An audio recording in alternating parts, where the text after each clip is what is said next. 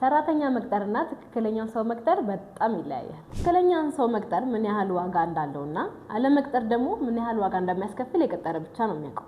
ይህን ሳይሳሳቱ መልመድ ደግሞ ችሎታን ይጠይቃል። ለዛ ነው ዛሬ እናንተ ብቁ ሰራተኛ እየቀጠራችሁ ያልሆነበትን ምክንያት እና እንዴት ማስተካከል እንደምትችሉ የምነግራችሁ።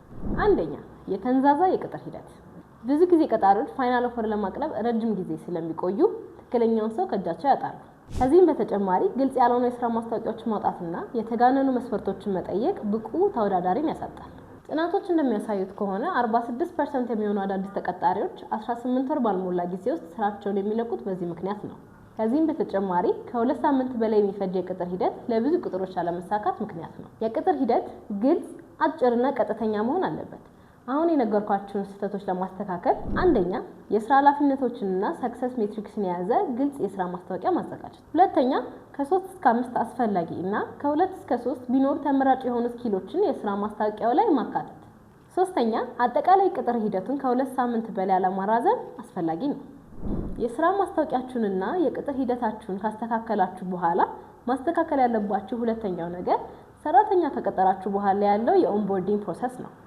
ጥናቶች እንደሚያሳዩት ከሆነ ግልጽ የሆነ የኦንቦርዲንግ ፕሮሰስ የሰራተኞችን የመቆየት እድል በ40% ከፍ ያደርጋል።